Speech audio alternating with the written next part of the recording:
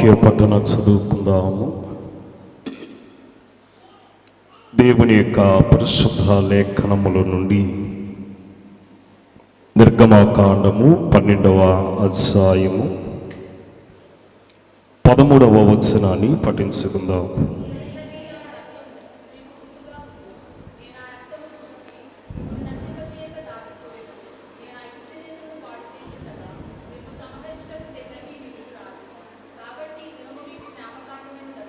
ప్రార్థన చేసుకుందాం. మహోన్నతుడును మహాగణుడు అయిన మా తండ్రి, చదవుడైన వాక్యముని మేము వివరించుకొనుచు ఉండగా వాక్య గ్రంథములోని మాతో మాట్లాడండి. వాక్య వివరణ మాకు అందించమని వాక్యమై భూమి మీదకి దిగి వచ్చిన వరుడైన క్రీస్తు ప్రభుని బట్టి ప్రథమలాడుకొనుచు ఉన్నాము తండ్రి, ఆమేన్. దేవుని యొక్క మహాకృపను బట్టి ఏర్పాటు చేయబడిన ఈ మోషేస్ ఉపవాస దీక్షా కార్యములో ఏకీభించినటువంటి మనకెల్లరకును దేవుని యొక్క కృపా సమాధానములు సదా తోడైనను గాక, ఆమేన్. చదవబడిన వాక్య లేఖనములలో ఒక చక్కని మాటను మనం చూస్తున్నాము. మీరున్న ఇండ్ల మీద ఆ రక్తం మీకు గుర్తుగా ఉండును, నేను ఆ రక్తమును చూసి మిమ్మల్ని నశింపక దాటిపోతునని వ్రాయబడి ఉంది. ఎందుకంటే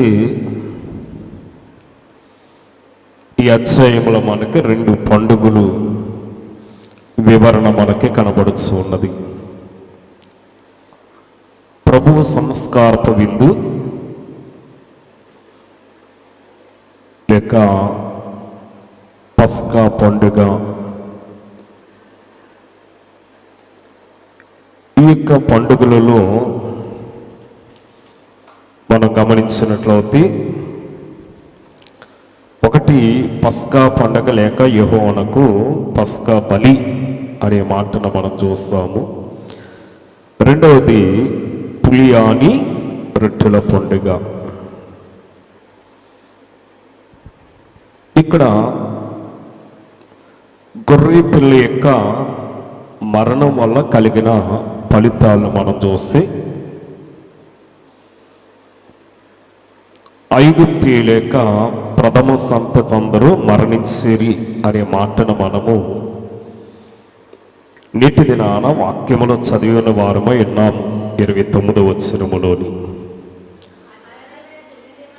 చూడండి, అక్కడ అర్ధరాత్రి వేళ జరిగినది మనగా సింహాసనం మీద కూర్చున్న ఫరో మొదలుకుని శిరస్సులోన ఖైదీ యొక్క తొలి పిల్లల వరకు ఐగుప్తి దేశం అందలి తొలి పిల్లలందరినీ యెహోవా హతము చేసిరని మాటను మనం చూస్తున్నాం. అయితే ఐగుప్తి లేక ప్రథమ సంతతి అందరూ కూడా మరణించారని మనం చూస్తే, మరి ఇశ్రాయేలీయుల మీద పడవలసిన మరణము, ఇశ్రాయేలీయుల మీదకి రావలసినటువంటి ఆ యొక్క మరణమట గొర్రె పిల్ల మీద పడినట్లుగా మనం చూస్తున్నాము. అందుకని ఇశ్రాయేలీయులకు మరణము తొలగిపోయినది అనే మాటను మనము ఎరిగిన వారమై ఉంటాము. చూడండి, 7వ వచనాన్ని చదవండి.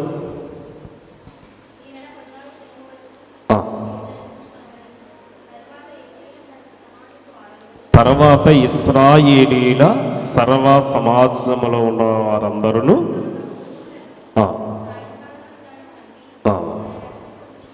చూడండి, సాయంకాలమున దానిని చంపి దాని రక్తమున కొంచెం తీసి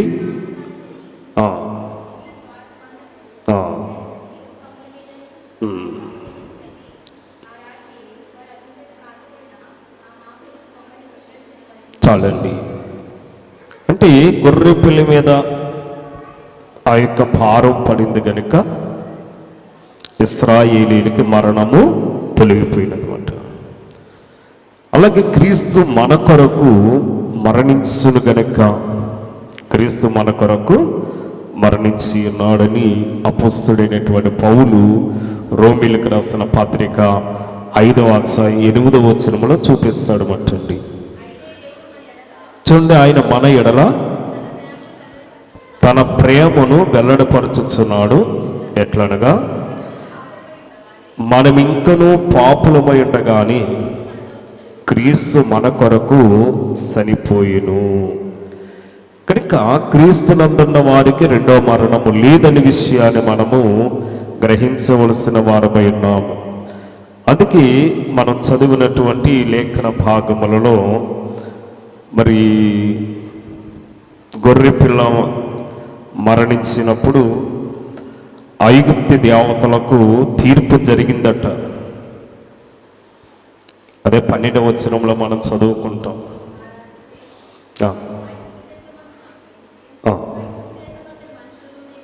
చూడండి, ఐగుప్తి దేశమంతా సంచారము చేసి ఐగుప్తి దేశంలో ఉన్న మనుషుల్లోని కానీ జంతువుల్లోని కానీ తొలి సంతతి ఎంతయో హతము చేసిరి. చూడండి, అక్కడ బాగా అండర్లైన్ చేసుకుంటే ఐగుప్తి దేవతలకు అందరికను తీర్పు తీర్చేదని అంటున్నాడు. అంటే గొర్రె పిల్ల మరణించినప్పుడు ఏమో ఐగుప్తి దేవతలకు ఏం జరిగింది? తీర్పు జరిగింది. ఇదే విషయము సంఖ్యాకాండము 33వ అధ్యాయము 4వ వచనములోని కూడా అప్పుడు ఐగుప్తి లేక దేవతలకు ఎవరు తీర్పు తీరుస్తారు? అందుకే మనము ఒక కీర్తన పాడుకుంటాం, ఈ లోక దేవతలన్నీ ఆయన ముందర సాగిలిపడి నమస్కరించి గడగడలాడిలు అంటున్నాము. అంటే ఆయన తీర్పు తీర్చి ఆ యొక్క సమయము సమీపించేటప్పుడట వారందరూ కూడా గడగడలాడుతూ వణిగిపోతూ దేవుని ఎదుట నిలబడతారట. అంతవరకు కూడా నేనే దేవుణ్ణి అని చెప్పినటువంటి వీళ్ళందరూ కూడా ఏమైపోతారట? వణికిపోతారట, భయపడిపోతారట. ఏమో చూడండి, ఇక్కడ మనం గమనించినట్లయితే కొలసీలకు రాసిన పత్రికలో 2వ అధ్యాయము 13వ వచనాన్ని మనం గమనిస్తే చూడండి, అక్కడ అంటున్నాడు, అపరాధం వల్లను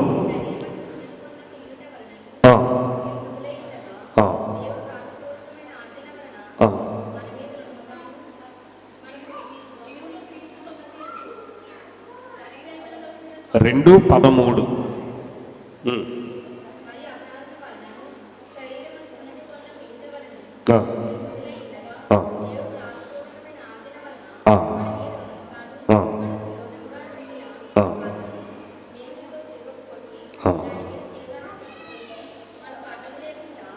మనకి ఏమి లేకుండగా, మన మీద ఇటువంటి భారము లేకుండగా, ఏమో మన మీద ఇటువంటి పాపము లేకుండగా ఆయన ఏం చేశాడట? దాన్ని తుడిచివేశాడమట. అంధకార శక్తులకు అపవాదికి తీర్పు జరిగించి మన మీద మరి పాప భారం ఏమీ లేకుండగా ఆయన వాటిని తుడిచివేశాడు. అందుకే ఇక్కడ మనం గమనించినట్లయితే మరి ఈ యొక్క నిర్గమకాండములో మనం చదివినటువంటి ఈ లేఖన భాగాన్ని మనం గుర్తించినట్లయితే అక్కడ ఒక మాటను మనం చూస్తున్నాము. ఏమనంటే, మరి ఎవని పాపము కప్పివేయబడునో వాడు ఏమై ఉంటాడట? ధన్యుడై ఉంటాడట. అంటే మరి కప్పివేయబడుట అనే దానికి మరి యొక్క అర్థం ఏమిటంటే ప్రాయశ్చిత్తము. ఈ ప్రాయశ్చిత్తమునకు మరి కప్పివేయబడుట అనే మాటను మనం చూస్తూ రోమీయులకు రాసిన పత్రికలో 4వ అధ్యాయం 7వ వచనములు అంటాడు,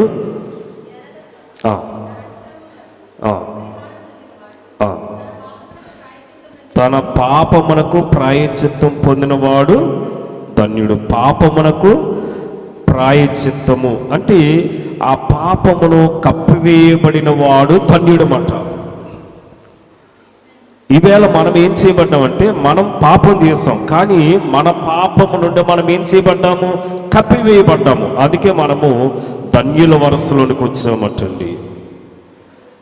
మన ధన్యుల వరుసలోనికి వచ్చాం. అందుకే ప్రభు అయిన యేసు ఏమంటాడంటే, అందుచేతనే క్రైస్తవులైన వారి యొక్క ఇంటి మరి బయటకు అడుగు పెట్టేటప్పుడు, లేకపోతే మరి వారు ఏదైనా ప్రయాణం చేసేటప్పుడు, వారు ఎక్కడికైనా వెళ్ళవలసి వచ్చేటప్పుడట మరి క్రైస్తవులైన వారు ఏం చేస్తారంటే, వారి ఇంటి మరి వద్ద బయలుదేరిన ముందు వారు నొసటి మీద సిలువ గుర్తు వేసుకుని వారు బయటకు వస్తారట. ఇది వారికి ఆనవాతి. కనుక ఎప్పుడైతే వారు సిలువ గుర్తును ధరించుకున్నారో వారికి దేవుని యొక్క కాపుదల. ఈ సిలువ గుర్తు ఇక్కడ మనం చూస్తున్నాం కదా, ఆ సిలువ గుర్తు ఎవరి ఇంటి ద్వారబంధం మీద అయితే ఉంటుందో ఆ ఇంటి ద్వారమును, ఆ ఇంటిని ఆ సంహార దూతట ఆ ఇంటిలోనికి సొరపడకుండా, ఆ ఇంట్లోనికి రాకుండా అది మరి యొక్క ఇంటిలోనికి వెళ్తుందట.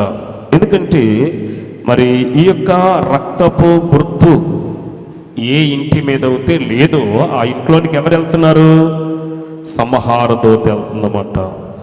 అనగా ఈ సంహార దూత వెళ్ళి ఆ ఇంట్లో ఉన్న వాడిని, ప్రథమ కుమారుని ఏం చేస్తుంది?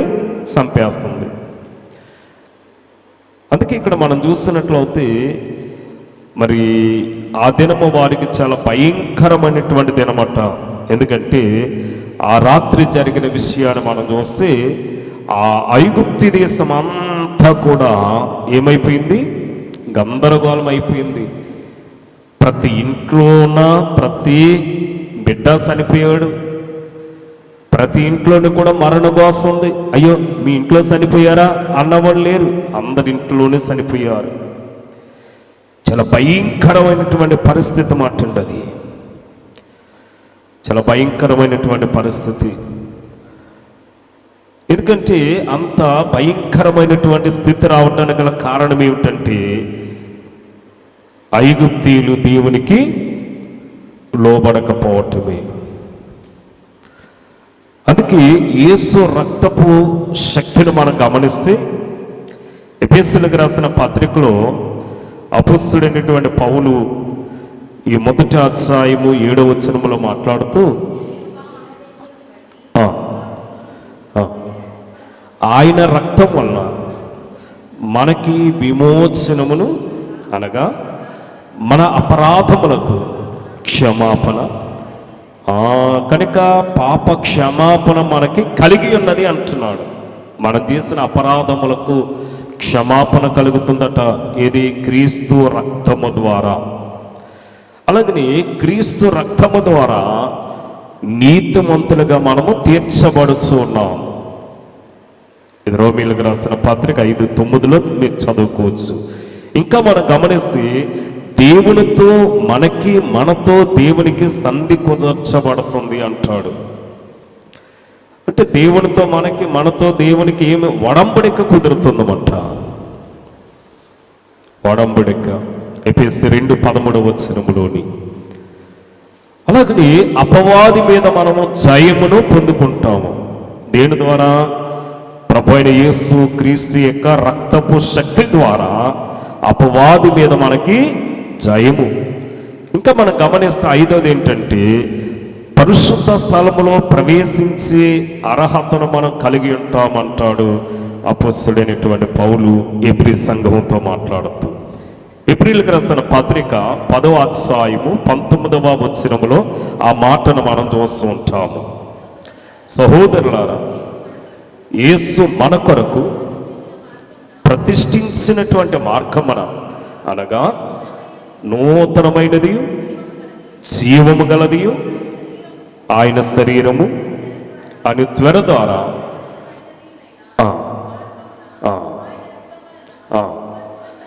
ఆయన రక్తము వల్లనే, మళ్ళీ మనం ఏదో అనుకుంటామేమో బహుశా, ఆయన రక్తం వల్లనే పరిశుద్ధ స్థలములో ప్రవేశించడకు మనకు ధైర్యము కలిగి ఉన్నది అంటున్నాడు. మనకు ధైర్యం పుట్టిస్తుంది. అపరిశుద్ధమైనటువంటి స్థలములో ప్రవేశించడానికి మనకి క్రీస్తు యొక్క రక్తము మనకి శక్తిని ప్రసాదిస్తుందన్నమాట. అందుకని ఆ గొర్రె పిల్ల మాంసమును తినవలను అని ఈ యొక్క నిర్గమాకాండం 12వ అధ్యాయము 7 నుండి 11 వచనాల వరకు మనకి ఆ లేఖనమును చూపిస్తుంది.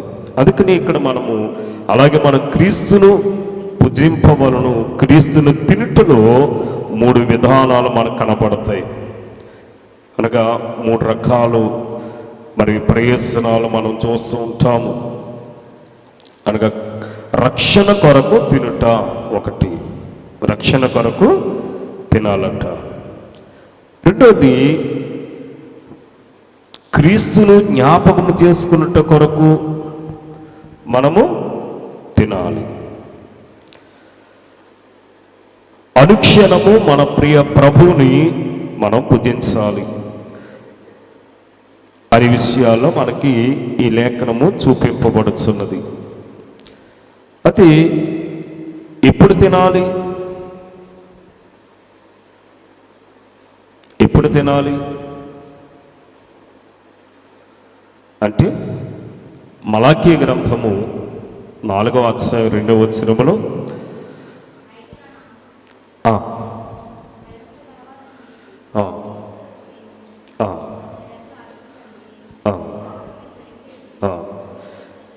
అయితే మీరు బయలుదేరి క్రొవ్విన దూడలు గంతులు వేయినట్లు గంతులు వేయుదురు.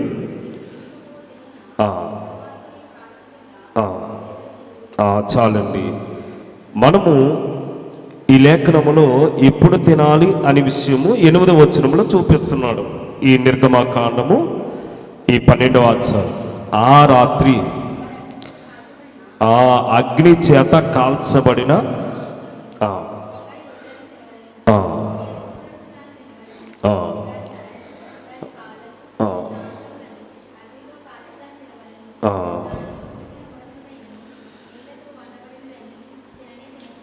కనుక ఇక్కడ మనం చూస్తున్నట్లయితే మరి ఎప్పుడు తినాలి, ఎటువంటిది మనం భుజించాలన్నది 8వ వచనంలో చూపిస్తే, ఎలాగ తినాలనేది ఈ 1వ వచనంలో చూపిస్తున్నాడు.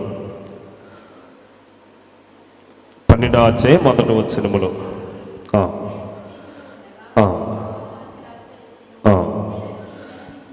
ఆ నెలలో ఈ నెల మీకు మొదటిది, ఇది మీ సంవత్సరమునకు మొదటి నెల. అంటే మొదటి నెల దశమి నాడు వారి పండుగను ఆచరించాలి అనే విషయాన్ని వారికి చూపిస్తూ, నేటి కాల క్రైస్తవ సంఘము కూడా మన కొరకు గొర్రెపిల్లగా సిలువలో బలైన ప్రభువును తలంచుకుని ఆయన శరీర రక్తములు అందుకునే అలవాటు నెలలో మొదటి ఆదివారముగా నిర్ణయించుకోవటం అనేది మనము చూస్తున్నాము. బాగా గమనించండి. ఇక్కడ మనం చదువుకుంటున్నాము, ఏమంటున్నాడు ఇక్కడ? మొదటి నెల దశమి నాడు అంటున్నాడు. నెలలో మొదటి వారము అంటే మన ప్రభు సంస్కారపు విందు కూడా నెలలో మొదటి వారాన్ని తీసుకుని అలవాట్లోనికి మనము కూడా వచ్చామట ఇప్పుడు. అందుకే ఇక్కడ మనం గమనించినట్లయితే మరి యొక్క లేఖన భాగంలో చాలా చక్కని విషయాలు మనకి మరి చూపిస్తాడు. ఎందుకంటే ఈ దినమంతా కూడా ఈ యొక్క మరి దహన బలిపశు విషయంలో మనం చూస్తూ ఉంటాము. అయితే మనము ఎలాగుండి తినాలి అనేది మనం చూస్తుంటే, అసలు మీరు దీన్ని తినవలసిన విధానము ఏమిటి అంటే, మీ నడుము కట్టుకుని తినాలట. మీ నడుమును కట్టుకోవాలట. మీ నడుమును కట్టుకోవాలి. మీ కర్రను చేత పట్టుకుని త్వరపడి తినాలట. తినవలసిన విధానములను కూడా చాలా త్వరపడుచు తినాలి. అందుకే ఆయన మీతో చెప్పినది చేయడనమాట. మరి ఇశ్రాయేలీయులు అలాగే చేశారట. 28వ వచనము 50వ వచనాన్ని మనం గమనిస్తే,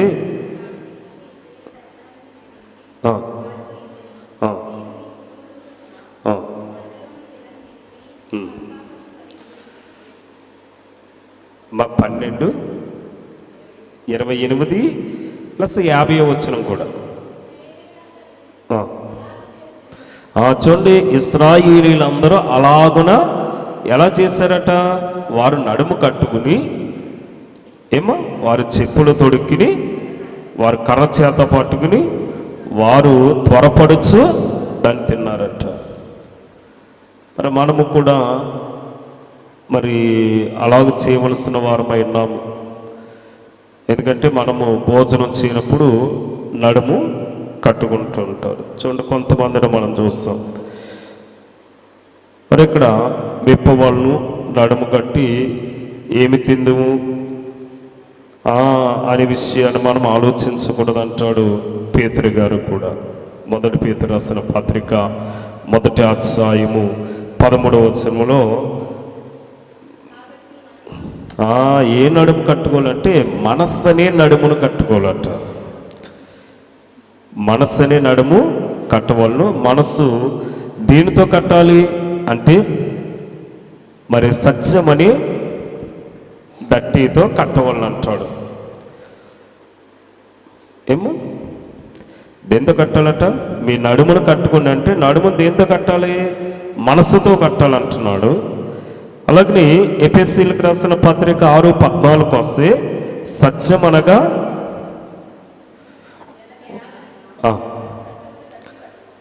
సత్యం అనే దట్టిని కట్టుకుని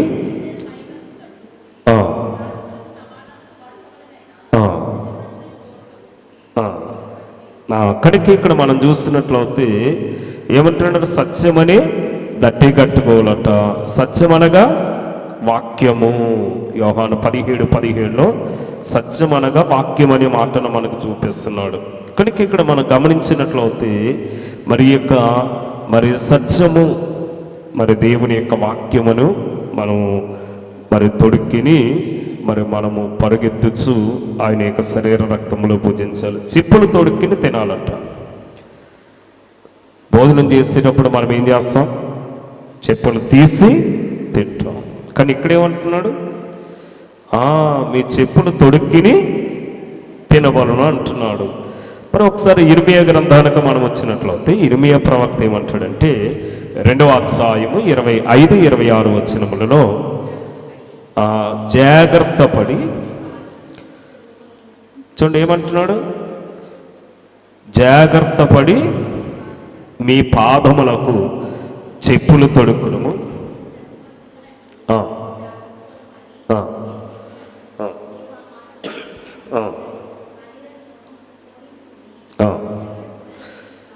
కనుక మనం ఏం చేయాలంటే ఇప్పుడు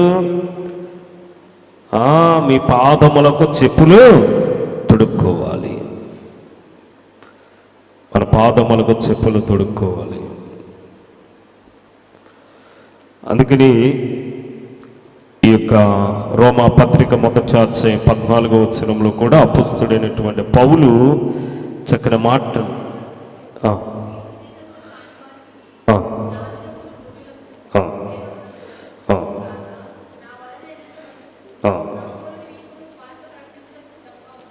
కనుక సువార్తను ప్రకటించడానికి సిద్ధముగా ఉన్నానంటున్నాడు. కనుక మనము ఈ యొక్క చెప్పులు తొడుక్కిని నడుము కట్టుకుని మనము కూడా సువార్త ప్రకటించడానికి మనము కూడా ఎలా ఉండాలంట? పౌలు గారు ఎలాగైతే సిద్ధముగా ఉన్నాడో మనము కూడా అలాగా సిద్ధముగా ఉండాలి. మీ కర్రను చేత పట్టుకుని తినవలను అంటున్నాడు. మన కర్ర చేత పట్టుకుని తినాలంట. మోషే గారు ఏ కర్ర అయితే దేవుని కర్ర అని దేవుడు చేత ఏర్పాటు చేయబడి ప్రతిష్ఠింపబడి మోషే దేవుని కర్రను చేత పట్టుకుని పోయేటప్పుడు ఆ కర్ర ఎక్కడ కూడా కింద పెట్టలేదట. ఎందుకని? అది దేవుని యొక్క కర్ర గనుక. ఆ కర్రను పట్టుకుని అతడు భోజనం చేసేవాడట. ఆ కర్ర పట్టుకుని అతడు నీళ్ళు త్రాగేవాడు. ఆ కర్రతోనే అతడు మందని తోలుకెళ్తూ ఉండేవాడు. నిర్గమకాండము 4వ అధ్యాయము 20వ వచనములో మనం చూస్తాం ఆ మాట.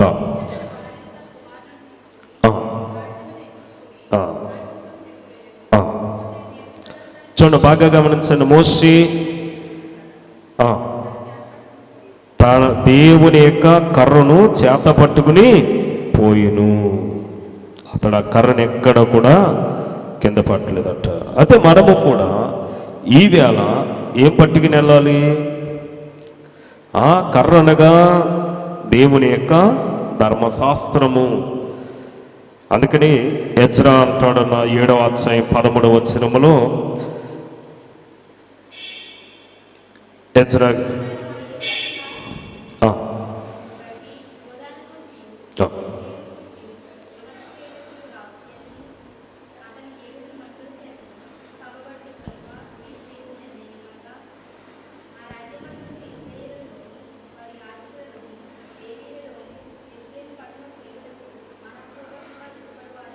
ఏడు 13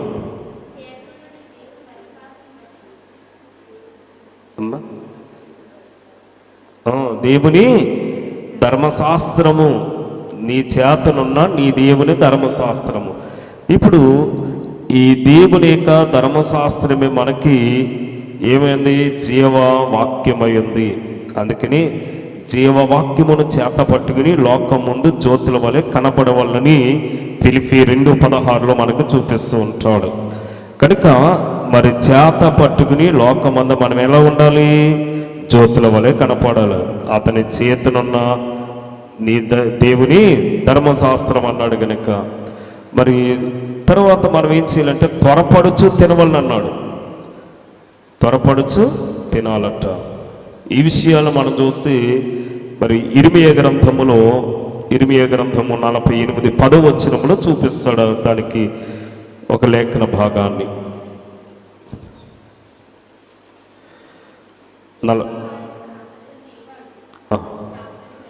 చూడండి, యెహోవా కార్యములను అశ్రద్ధగా చేయవాడు శాపగ్రస్తుడవుతాడట. నిర్లక్ష్యంగా చేయవాడు అంటే ఇది మనం ఎలా ఉండాలంటే త్వరపడుచు దేవుని యొక్క వాక్యములను భుజిస్తూ ముందుకు మనము సాగేవారమై ఉండాలి.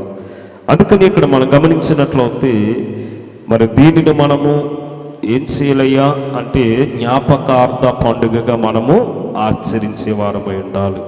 అందుకని ఈ నిర్గమకాండం 12వ అధ్యాయము 25వ వచనంలో యెహోవా తాముకు సెలవిచ్చినట్లు మీకు ఇచ్చుచున్న దేశమందు ప్రవేశించిన తర్వాత మీరు దీన్ని ఆచరింపవాలని ఉందట. కనుక మనం దాన్ని ఆచరించే విధానము కూడా.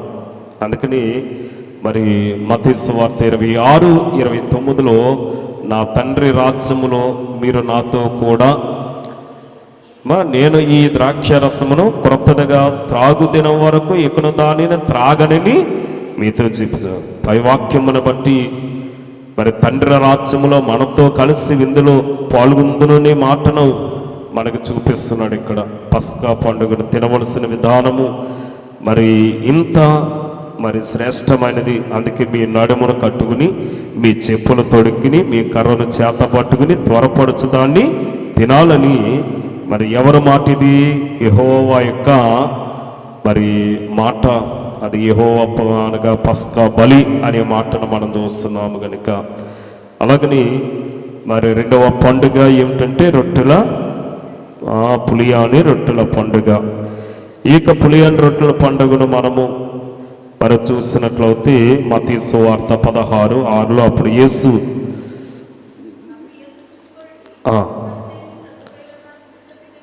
ఆ పులిసిన పిండిని గురించి జాగ్రత్త పడుడని వారితో చెప్పును. 12 వచనం. అప్పుడు పులియాని అప్పుడు రొట్టెలు పులిసిన పిండిని గురించి కాదు కానీ కనుక వారి యొక్క బోధన గురించి జాగ్రత్త పడవల్ని అప్పుడు వారు గ్రహించారట. ఈ కడవరి దినాల కాలంలో మనము విని బోధ మరి ఇటువంటి బోధలు మనం వింటున్నాము. మరి ఎటువంటి వారి యొక్క బోధలు మనం వినాలి, ఎటువంటి వారి యొక్క బోధలు మనం వినకూడదు అనేది మనము గ్రహించవలసిన వారమై ఉన్నాము. ఈ దినాల్లో చాలామంది ఎవరు వస్తున్నారు? అబద్ధ బోధకులు బయలుదేరారు. కనుక వారు మరి మన మధ్యకి గొర్రె శరమమున కప్పుకుని తోడేళ్ళ వంటి వారు మన మధ్య మరి వారు సంసారం చేస్తూ మరి మన యొక్క విశ్వాసమును భ్రష్టత్వంలోనికి దించేవారు ఉన్నారు కనుక మన వారి యొక్క బోధ విషయంలో చాలా జాగ్రత్తగా ఉండాలి. అందుకని చాలామంది మరి చెప్పుకొచ్చినటువంటి మాటలు మనం వింటాం. మా దగ్గరికి రండి, మరి మేము మరి ఇది చేస్తాము అది చేస్తాము, లేకపోతే మేము ఇంతమందిని తీసుకొస్తున్నాము, మరి మీ కొరకు ప్రార్థన చేస్తాము అన్న వాళ్ళు ఉంటారు ఈ దినాల్లో చాలామంది. మా పాదిరి గారి మరి పిలిచి ఇప్పుడు ఇంతమంది చేత ప్రార్థన చేయించలేదు, ఈయన చాలా గొప్పగా చేస్తున్నాడు అనుకునే వాళ్ళు కూడా ఉంటారు. ఉంటారు. చూడండి, మత్తయి సువార్త 24:23 వచనం నుండి 26 వచ్చిన దాకా చూడండి ఒకసారి. ఏమనుంటుందండి? ఆ కాలమందు ఎవడైనను, ఇదిగో క్రీస్తు ఇక్కడ ఉన్నాడు అక్కడ ఉన్నాడని చెప్పిన ఎడల మరి ఏం చేయాలి? ఇప్పుడు మనం ఏమని చెప్పుకొస్తారట? ఏమ్మా, క్రీస్తు ఇక్కడ ఉన్నాడు అక్కడ ఉన్నాడని చెప్తారట. అబద్ధపు క్రీస్తులను అబద్ధపు ప్రవక్తలను వచ్చి బాగా గమనించండి, సాధ్యమైతే ఏర్పరచబడిన వారిని సహితము మోసపుచ్చుటకై గొప్ప సూచక క్రియలను మహత్కారములను కనపరచెదరు. ఇదిగో ముందుగా నేను మీతో చెప్పుచున్నాను కాబట్టి ఎవరైనను ఇదిగో అరణ్యములో ఉన్నాడని మీతో చెప్పిన వెళ్ళకుడి, ఇదిగో లోపల గదిలో ఉన్నాడని చెప్పినను నమ్మకుడి. కనుక ఆ గదిలోనికి వచ్చిన వాడు నీకు కనిపిస్తాడు, ఆ యొక్క మందిరంలో ఉన్నవాడు నీకు కనిపిస్తాడు. కనుక మనం ఏం చేయకూడదు? ఇప్పుడు వారి మాట మనము వినకూడదన్నమాట. ఏమో వారి మాటలు వినకూడదని వాక్యమే మనకి చాలా స్పష్టంగా చూపిస్తుంది. అందుకని మరి మనము ఈ అబద్ధపు ప్రవక్తల మాటలు, అబద్ధపు బోధకుల యొక్క మాటలు వినవలసిన అవసరత మనకి లేదు. అందుకని మరి మనము అనగా వినిచిన వాక్యాన్ని గట్టిగా పట్టుకుని మరి వాక్యమునందు మనము స్థిరులమై ఉంటే వాక్యం మనల్ని ఏం చేస్తుంది? బలపరుస్తుంది. కనుక వాక్యానుసారంగా మనము మరి క్రీస్తుని ఆరాధించేవారమై ఉండాలి. అంతేగాని మరి అందరి బోధలు మనము ఏం చేయకూడదు? వినకూడదు. అందుకే అయ్యగారే ఒక మాట అన్నారు, కొందరు బోధలు వేరుగా ఉండును అందుకే నేను మాట్లాడటం లేదు అన్నారు. చూడండి, కొందరు బోధలు వేరుగా ఉంటాయి. అందుకే దేవదాసయ్య గారు కూడా మరి ఆయన నోరు విప్పలేదనే మాటను మనం చూస్తున్నాం. కనుక మనము కూడా మరి క్రీస్తును పోలి మనము నడుచుకునే గొప్ప ధన్యత, దీవెన ప్రభు మనకు అనుగ్రహించును గాక. ఆమేన్. కృపానిధివైన మా తండ్రి, నీకు అనేక వందనములు. వినిన వాక్యముని బిడ్డలు తమ అంతరంగములో పదునము చేసుకుని నేను స్తుతించే గొప్ప ధన్యత బిడ్డలకు అనుగ్రహించమని యేసు నామములో వేడుకొనుచున్నాం తండ్రి. ఆమేన్. మరణాత.